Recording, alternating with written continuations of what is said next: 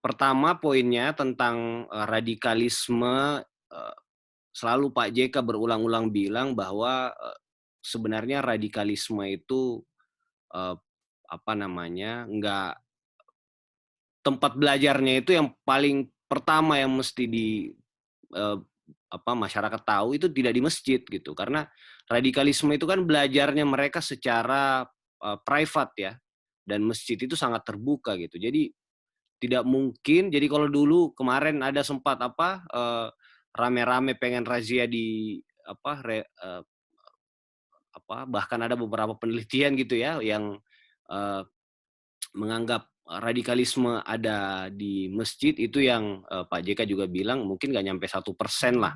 Kalau radikalisme yang dimaksud itu dengan misalnya melakukan, apalagi yang buat bom dan lain-lain, nggak mungkin mereka belajar di masjid. Sehingga Pak JK bilang kalau mau, razia itu ya razia di kos-kosan, karena hampir semua, eee, pelaku-pelaku terorisme itu atau, radikalisme itu ya belajarnya dari, kos-kosan ya. Tapi kalau tadi juga digambarkan mungkin, Mbak tadi Bu Waude lah yang ngerti tadi tentang sejarah dan seterusnya. Tapi saya mungkin jauh lebih lebih lebih praktis saja apa yang, hari ini Dewan Masjid, Indonesia kerjakan ya. Saya juga, eee, tadi kalau, diskursus yang ada di tengah-tengah masyarakat misalnya tentang, tentang, sholat Jumat dan, sholat Jumat atau enggak di masjid, Pak JK juga berkali-kali menyampaikan itu domainnya, Majelis Ulama Indonesia. Dewan Masjid selama ini cuma, mengurusi hal-hal yang berkaitan dengan agenda-agenda dan di masjid, dan yang juga penting kita catat bahwa masjid di Indonesia ini, adalah, masjid yang dibangun, sebagian besar dengan swadaya masyarakat gitu. Berbeda dengan masjid-masjid di negara-negara yang lain yang dibangun oleh pemerintah.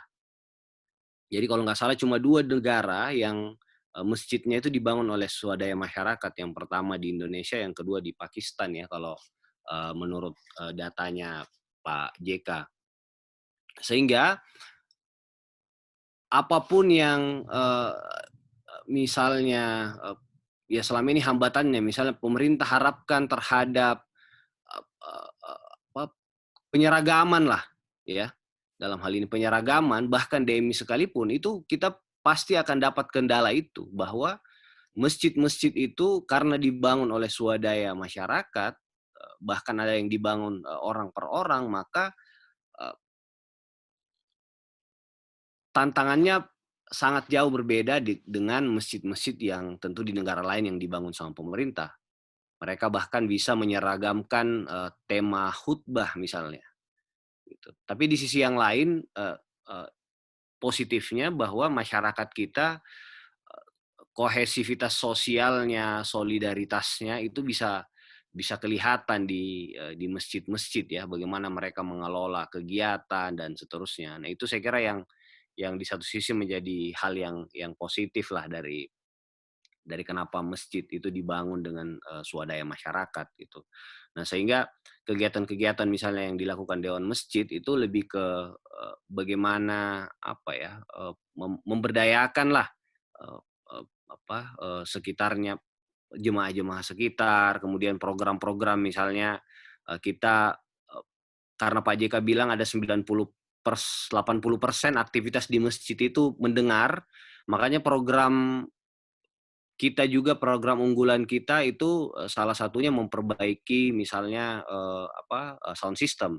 Dan sekarang alhamdulillah dengan, masalah Covid ini, dewan masjid diminta pemerintah untuk, mengabarkan budaya atau pola hidup bersih dan sehat dari masjid misalnya, gitu. Karena dan itu saya kira bakalan, terinformasi baik karena kualitas, rata-rata kita memperbaiki ada berapa, 80.000 atau 90.000 masjid yang kita, benerin lah akustiknya atau, sound system-nya. Kemudian yang lain, kita juga punya program misalnya bagaimana, masjid itu bisa menjadi, wisata religi ya. Jadi di beberapa, negara, di Dubai, di negara-negara, bahkan di Singapura misalnya, itu masjid-masjid juga sudah menjadi, tempat, orang-orang misalnya sebagai objek wisata ya, dan saya kira di Indonesia ini juga sangat sangat luar biasa sebenarnya, cuma memang belum belum, belum, belum di-manage dengan baik lah. Kemudian kita juga punya program, misalnya, bagaimana mendorong, ekonomi umat itu dari masjid, dan saya menggandeng juga beberapa teman-teman, kelompok pemuda Islam, termasuk hampir 20 OKP Islam ya, waktu itu bareng Juhat, kita buat, muktamar pemuda Islam, mendorong kebangkitan ekonomi umat itu dari masjid. Karena kita lihat kalau bicara jumlah, mungkin masjid ini adalah fasilitas publik dengan, jejaring terbesar dan terbanyak di Indonesia ini. Bayangkan kita punya sekitar 800.000, bahkan lebih ya, mungkin kalau dengan masjid perkantoran itu bisa sampai 1 juta lah. Jadi atau dengan musola-musola ya di SPBU di mana-mana. Jadi, sebenarnya, dan saya kira mengalahkan jumlah kantor polisi ya, masjid ini bahkan ada di lorong-lorong. Kalau kantor polisi kan polsek-polsek itu nggak nyampe di lorong. Nah, kalau kita pengen mendorong, hal-hal yang lebih progresif, dalam urusan-urusan keumatan ya, setidaknya kita memulai dari masjid gitu. Nah, problemnya karena, kenapa misalnya terjadi pertentangan di masyarakat selain karena mereka membangun, tentang, sholat Jumat, membangun itu sendiri, tapi itu sekaligus juga tantangan. Yang lain karena, eee, ya kesadaran kesadaran, masyarakat pada umumnya itu yang menganggap masjid itu hanya dipakai untuk, sebagai ibadah, secara vertikal ya. Harusnya kan kalau zaman Rasulullah masjid juga bahkan dipakai sebagai tempat, mengatur strategi perang dan seterusnya. Nah, ini mungkin yang menurut saya paling paling, vital ya, kita kita rekonstruksi bahwa masjid itu juga, harus digunakan, untuk, melakukan hal-hal yang berkaitan dengan keumatan lah, tidak melulu dengan hal yang, sifatnya sangat sangat, private saja kepada Allah Subhanahu wa taala. Tapi, dan itu yang kenapa misalnya kita mendorong, apa namanya, eee eee, kebangkitan ekonomi dari masjid, kenapa kita, eee dengan program-program lain misalnya, eee, apalagi ya, eee, kegiatan-kegiatan seminar ya, kita mulai arahkan ke masjid juga, diskusi-diskusi tentang moderasi beragama, itu dan itu yang juga kita sampaikan ke teman-teman organisasi kepemudaan Islam ya, kalau teman-teman ini ya, eee, mungkin sudah mulai harus dibangun, kesadaran itu kembali ke masjid, karena masjid itu, posisinya sangat, strategis dan dapat menjangkau, semua lapisan masyarakat gitu, baik mereka yang di urban atau yang mereka di rural gitu. Jadi kalau kalau kita tidak memanfaatkan, fungsi masjid ini, lebih lebih baik lagi atau memposisikan masjid itu lebih inklusif ya, saya kira, eee, kita bisa melakukan banyak hal. Apalagi misalnya, ya saya mungkin pakai bahasa cuma ya, karena, Islam Indonesia ini kan sangat luar biasa beragamnya juga ya. Kalau kita ketemu dengan teman-teman di Muktamar Pemuda Islam itu, OKP-OKP Islam, ada misalnya teman-teman, Al-Wasliyah yang besar di Sumatera Utara misalnya. Kemudian ada, teman-teman, Hidayatullah yang sebagian besar besar di Indonesia Timur, kemudian ada teman-teman Persis, yang, di Jawa Barat, NU di, Jawa Timur. Jadi kompleksitas, atau keberagaman, Islam Indonesia itu yang menurut saya justru harus harus disiarkan lebih lebih masif lagi. Kita jangan terjebak dengan, perbedaan-perbedaan, karena kadang-kadang kita sendiri yang membawa diri kita ke perbedaan-perbedaan itu ya. Kita merasa paling paling paling moderat misalnya, merasa paling paling paling Islam, itu kan juga menurut saya jadi tantangan sendiri buat kita gitu. Teman-teman yang mungkin kita anggap radikal, menganggap mereka paling benar, di sisi yang lain kita juga yang membawa wacana-wacana moderat itu juga menganggap diri kita yang paling paling benar gitu. Padahal menurut saya Indonesia ini dibangunkan dengan keberagaman cara pandang ya, lingkungan. Saya kira dengan toleransi, budaya toleransi itu saling menghargai, itulah yang kemudian membuat kita satu sama lain bisa mengembangkan Islam ini jauh lebih baik lagi. Karena tantangan saya sebenarnya jauh melampaui apa yang kita bahas hari ini. Karena misalnya masalah ekonomi itu yang justru membuat orang banyak memilih jalan menjadi terorisme misalnya. Kemudian kalau kita saya misalnya mengamati dengan beberapa teman-teman ya, karena saya pernah di Salafi juga. Saya bergaul dengan bahkan kakak saya sampai hari ini masih sering ikut kajian di situ, bahkan jadi ustadz sekarang. 1 menit lagi ya Pak. Iya, ya mereka bertahan di situ karena ya kayak misalnya siapa ustadz-ustadz yang ustadz bahasa lama misalnya, kemudian itu banyak digandrungi oleh kelompok-kelompok Islam di perkotaan yang kalau mau dibilang kelas menengah ke atas gitu. Itu juga jadi tantangan tersendiri juga buat sebagian teman-teman yang menganggap dirinya menggaungkan Islam yang pahaman Islam moderasi tadi itu gitu. Ya khususnya misalnya HMI, Muhammadiyah, NU ya, dan teman-teman yang lain gitu. Itu tantangan kita. Tidak malah kemudian malah memposisikan diri berbeda dengan teman-teman itu. Jadi saya kira kita berfastabikul khairat saja lah. Gimana apa yang kita bisa kontribusikan. Kalau Pak JK selalu bilang masalah besar umat Islam itu di masalah ekonomi. 100 orang terkaya Indonesia ini itu cuma 10% orang Islam. Di sisi yang lain, 100 orang miskin di Indonesia ini 90% itu umat Islam. Kalau yang lain, lurah, kepala desa, apalagi budayawan, itu semua umat Islam kita. Tapi yang paling jauh tertinggal adalah masalah ekonomi. Sehingga menurut saya, poin pentingnya itu tadi, bagaimana membuat masjid itu lebih inklusif dan peduli terhadap masalah-masalah sekitar, khususnya masalah-masalah ekonomi. Itu saya kira tantangan besar kita. Oke, terima kasih Pak Arief Rosid. Tadi ada beberapa hal yang saya catat. Pertama, dalam hal ini DMI mendorong beberapa gerakan-gerakan pemuda Islam untuk membangun moderasi beragama di kalangan para milenial.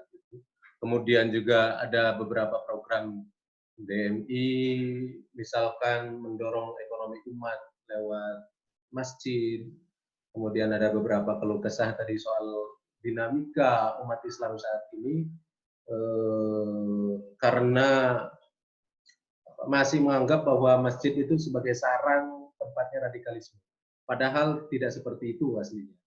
Radikalisme itu muncul justru di lingkup kajian-kajian yang berada di luar masjid. Karena itu sifatnya eksklusif. Oke, untuk pemateri selanjutnya adalah Pak Juhad Aji Firmantoro dengan topik merekonsiliasi kekuatan politik antara pemerintah, DPR, TNI dan Polri dalam mencegah paham radikalisme, terutamanya di kalangan milenial sekarang ini. 15 menit, Pak Aji.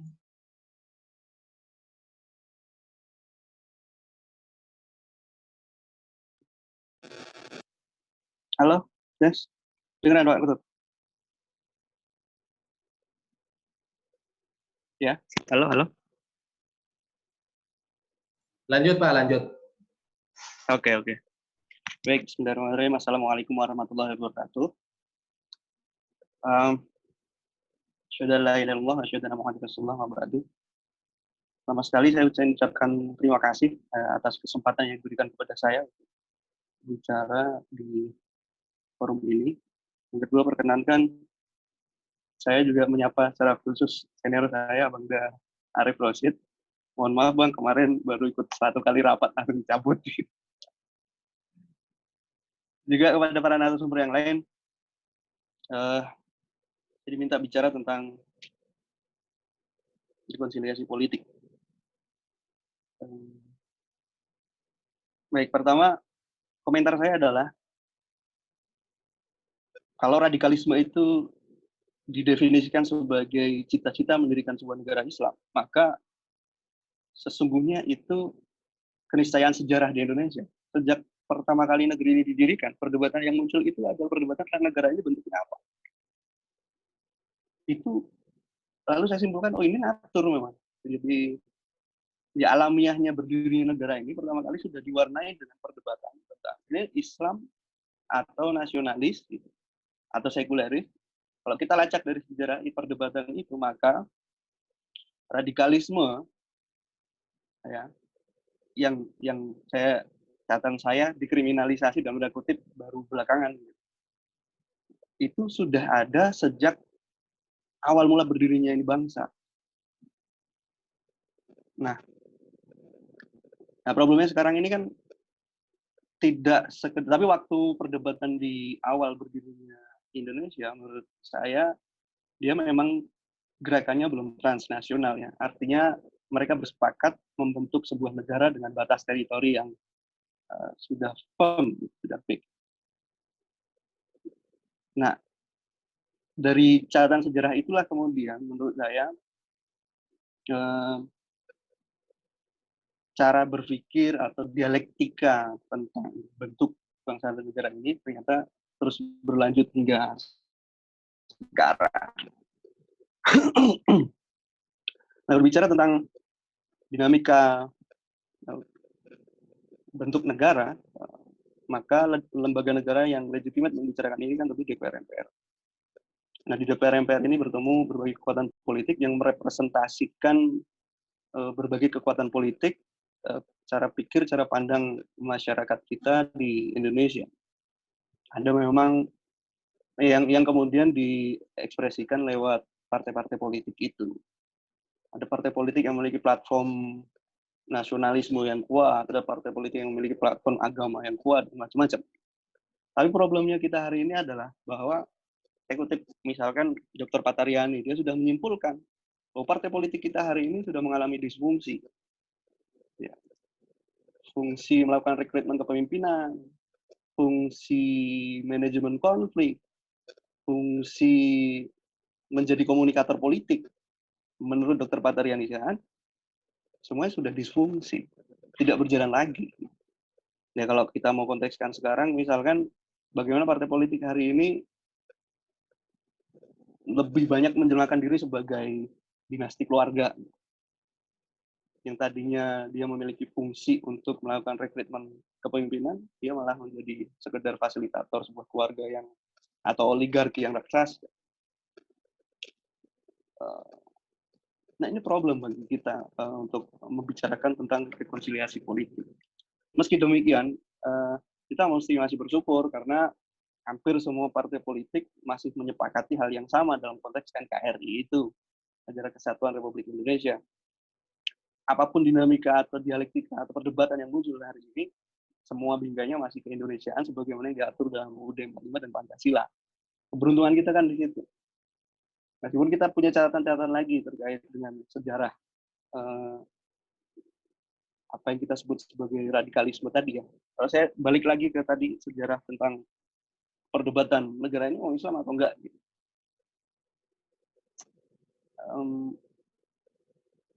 Piagam Jakarta itu sudah di-ACC oleh Jepang. Ketika proposal kemerdekaan kita diajukan ke Jepang, kalau saya salah silakan dikoreksi, tetapi seingat saya proposal yang bentuknya Piagam Jakarta yang diajukan ke Jepang itu sudah di-ACC dan tinggal diumumkan. Tapi kemudian terjadi dinamika politik yang akhirnya mengharuskan Soekarno-Hatta mendeklarasikan kemerdekaan di tanggal 17 Agustus 45 dan 7 kata yang monumental itu dicoret. Dan hari ini 7 kata itu oleh banyak pihak dijadikan indikator dalam tanda kutip radikalisme, gitu. Ingin mendirikan negara Islam dan seterusnya dan seterusnya. Padahal awal mulanya kita sudah sepakat tentang piagam Jakarta itu. Oke, itu poin saya yang pertama tentang rekonsiliasi politik, bahwa perdebatan tentang bentuk negara ini sudah ada sejak negara ini mau dibentuk. Nah, dalam konteks hari ini, di mana kita menganut konsep otonomi daerah, lalu muncul perdebatan lain lagi. Apa perdebatan tambahan itu? Adalah presidensial dengan multipartai itu. Dalam pengamatan saya, presiden itu memiliki tantangan tersendiri hari ini, sebab kepala daerah itu tidak semuanya berasal dari satu partai yang sama. Ini problem. Mengendalikan kepala daerah yang tidak berasal dari satu partai yang sama, itu dalam prakteknya itu juga ternyata mengalami beberapa persoalan. Mari kita lihat misalkan bagaimana statementnya Gubernur Sumut ketika menghadapi Corona. Ketika Jakarta bilang ya, harus hati-hati masjid, Gubernur Sumut bilang jangan tinggalkan masjid. Masjid menjadi basis untuk memberantas wabah. Dan masih banyak kejadian-kejadian lain yang bisa kita jadikan catatan. Bagaimana pusat itu juga memperoleh tantangan dalam konteks otonomi daerah ini untuk mengendalikan daerah. Padahal kita negara kesatuan. Itu rekonsiliasi politik dalam catatan saya yang pertama. Yang kedua, menurut saya ada satu kekuatan lagi yang harus kita ukur dalam melihat radikalisme di Indonesia. Kekuatan itu adalah kekuatan TNI Polri. Kenapa saya masukkan sebagai sebuah poin? Sebab sejarah tentara kita itu berbeda dengan sejarah tentara-tentara di negara-negara maju. Kalau di negara-negara maju pada umumnya itu, atau negara-negara barat lah misalkan, negara dulu ada, baru militer ada. Civil society-nya dulu kuat, baru militernya dibentuk. Jadi kita ini enggak. Sejarah militer di Indonesia itu berdiri bersamaan dengan berdirinya negara. Makanya itu kalau ada beberapa orang yang, beberapa teman-teman lah ya, kawan-kawan yang mendesak pembubaran, misalnya Kodim sampai ke wilayah bawah itu, ya saya salah satu orang yang mempertimbangkan sejarah itu. Nah, kenapa struktur tentara bisa sampai ke daerah? Sebab sejarahnya dulu memang tentara kita itu hadir bersamaan dengan berdirinya negara. Ketika Soekarno dan kawan-kawan yang menurut saya merepresentasikan kekuatan sipil berjuang melalui meja perundingan, Sudirman dan kawan-kawannya yang merepresentasikan kekuatan militer itu berjuang dengan senjata, dengan gerilya. Dan mereka bertemu pada satu titik kepentingan yang sama, kemerdekaan Republik Indonesia. Nah, dari sejarah itulah kemudian menurut saya TNI dalam melakukan penjagaannya terhadap konsep berbangsa dan bernegara kita itu juga menjadi variabel utama.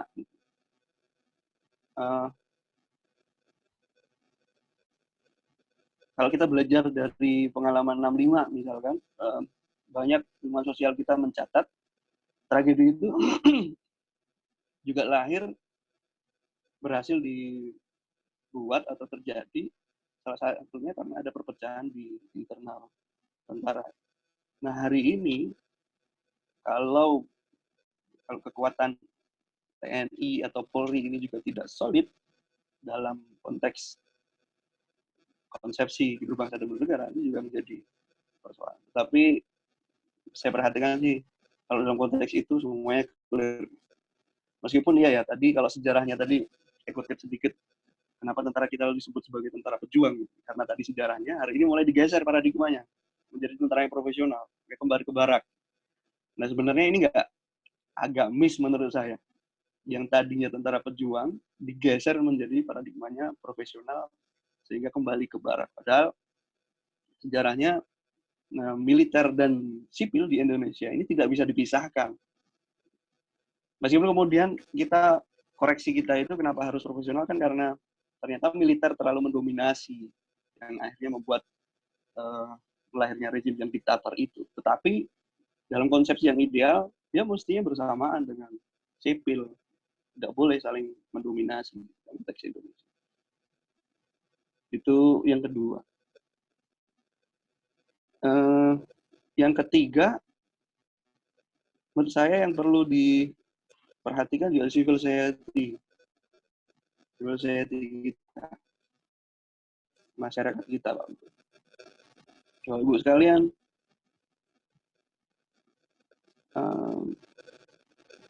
sebagai sebuah bangsa, sebagai sebuah negara, Indonesia ini kan serba tanggung ya, saya sering bilang.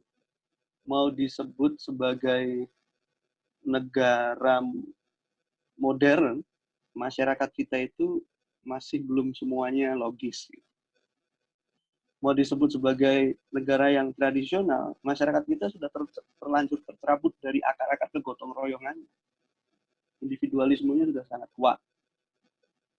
Sehingga ini sebuah tanggung sekarang. Nah,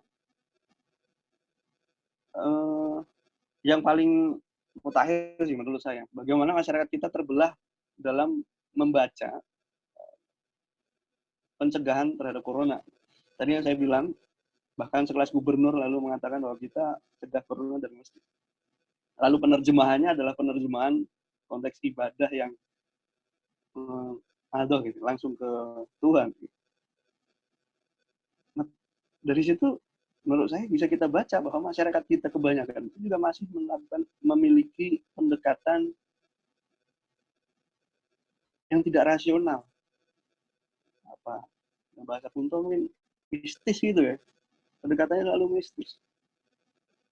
Nah, di tengah-tengah masyarakat yang seperti itu, maka tidak bisa menurut saya semuanya, kalau istilah Jawa, digebiah-uyah gitu. Semuanya diperlakukan sama. Dalam konteks radikalisme ini, diperlakukan sama untuk diargumentasikan secara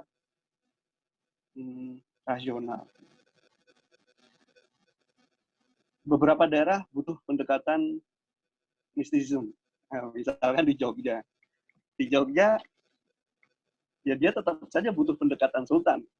Nggak mau.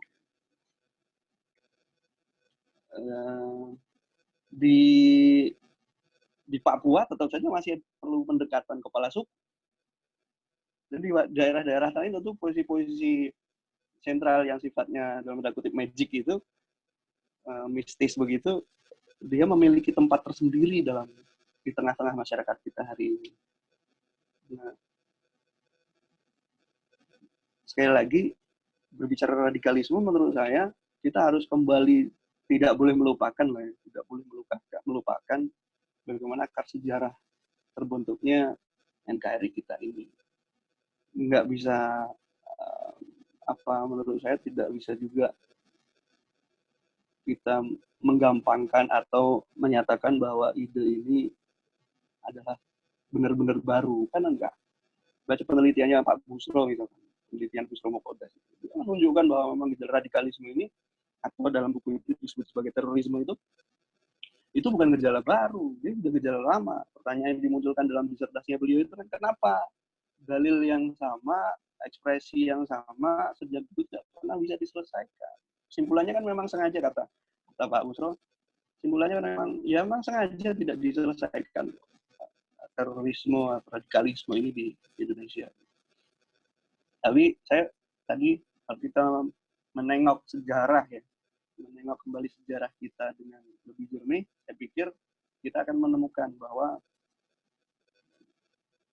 perbincangan tentang radikalisme itu sudah ada bahkan sebelum NKRI disepakati sebagai sebuah konsep state. Nah, terakhir,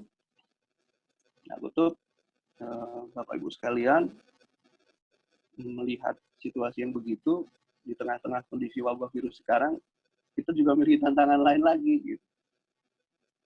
Kalau tadi radikalisme saya bilang sebagai tantangan rekonsiliasi politik pusat dan daerah, pengendalian terhadap kepala daerah itu dalam konteks wabah corona semakin nyata lagi. Bagaimana terlihat dalam pengambilan keputusan lockdown.